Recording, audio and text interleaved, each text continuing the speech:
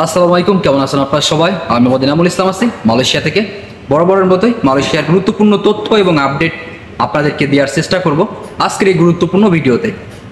আপনারা জানেন যে আসলে কলিং ভিসার কার্যক্রম কিন্তু একদম শেষের দিকে।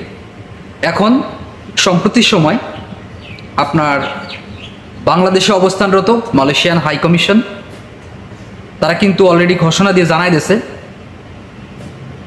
মালয়েশিয়ার যে কলিং ভিসার ফ্লাইট, ই ভিসা এবং কলিংয়ের যাবতীয় কার্যক্রম বর্তমান সময়ে মালয়েশিয়া যেটা ডেডলাইন দিয়ে দিয়েছে অলরেডি 31শে মের মধ্যে কিন্তু মালয়েশিয়াতে অবস্থান করতে হবে সকল কলিং ভিসার কর্মীগণ।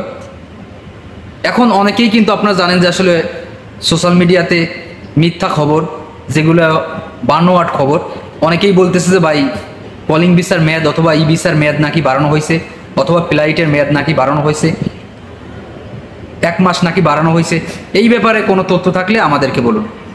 আসলে 29শে মে বাংলাদেশে অবস্থানরত মালয়েশিয়া হাই কমিশন নিযুক্ত মোহাম্মদ হাসিন জাহান তিনি কিন্তু অলরেডি ঘোষণা দিয়েছে যে মালয়েশিয়াতে যে সকল সোর্স কান্ট্রি থেকে লোক আনত কলিং ভিসায়, মালয়েশিয়া সোর্স কান্ট্রি থেকে যে 15টি সোর্স কান্ট্রি থেকে লোক আনত, কর্মী আনত মালয়েশিয়া, সেই সকল দেশ থেকে আপাতত কর্মী নিয়ে স্থগিত করতেছে মালয়েশিয়া।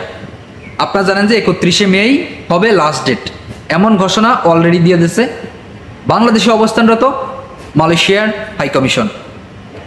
এখন যারা আপনারা জানেন যে অনেকেই কিন্তু আসলে বলতেছিল যে ভাই আসলে মেয়াদটা বাড়ালে ভালো হতো, অথবা মালয়েশিয়ার কাছে চিঠি পাঠাইছে যদি বাড়ে। আসলে কি মেন যে ব্যাপারটা সেটা হচ্ছে যে মালয়েশিয়া যে ডিসিশন গ্রহণ করে তারা সর্বদাই বহাল রাখে। এটা আপনার মালয়েশিয়া কিন্তু বাংলাদেশের কথা অনুযায়ী চলে না কখনোই, মালয়েশিয়া বাংলাদেশিদের কথার অনুযায়ী চলে না কখনোই।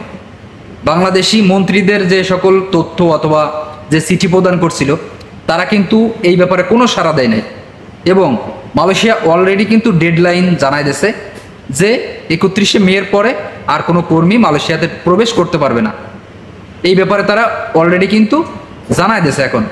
এখন কথা হলো, পরবর্তী সময় যদি আসলে কোনো সিস্টেম হয় অথবা কোনো ঘোষণা আসে সেটা পরের ব্যাপার। তবে মালয়েশিয়া বলছে অলরেডি যে মালয়েশিয়াতে যে সকল কর্মী আনার প্রয়োজন ছিল সে সকল কর্মী অলরেডি মালয়েশিয়াতে চলে আসছে।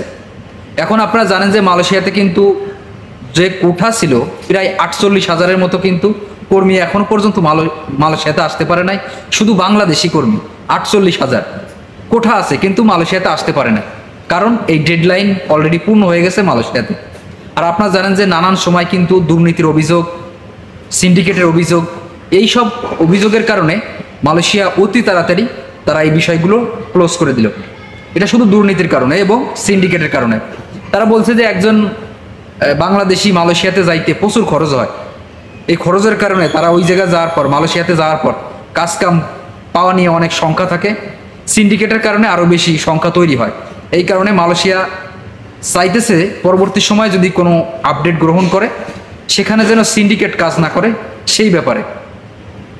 আরেকটা বিষয়, বাংলাদেশে অবস্থানরত নিযুক্ত মালয়েশিয়া হাই কমিশন তিনি কিন্তু বলছে যে মালয়েশিয়াতে প্রচুর পরিমাণ অবৈধ লোক আছে, তাদের ব্যাপারেও কিন্তু মালয়েশিয়া সরকার ভাবতেছে। এই কারণে আপাতত বাংলাদেশ থেকে এবং যে সকল সোর্স কান্ট্রি থেকে মালয়েশিয়া কর্মী গ্রহণ করত সেখান থেকে আপাতত স্থগিত করা হলো।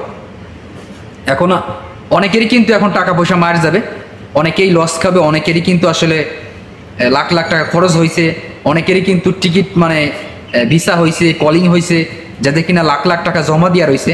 এই মুহূর্তে তাদের জন্য এটা খুবই দুঃখজনক ব্যাপার এবং দুঃখজনক সংবাদ। তবে আপনারা অন্য কোনো পন্থা ব্যবহার করতে পারেন, যাদের কিনা আসলে টাকা পয়সা জমা দেওয়া হয়ে গেছে, আপনারা দ্বিতীয় কোনো পথ গ্রহণ করতে পারেন এবং অবলম্বন করতে পারেন। এটা আপনাদের জন্য ভালো হবে, আশা করি আপনারা বুঝতে পারছেন। সো পরবর্তী কোনো ঘোষণা আসলে অবশ্যই আপনাদেরকে জানিয়ে দেওয়ার চেষ্টা করব।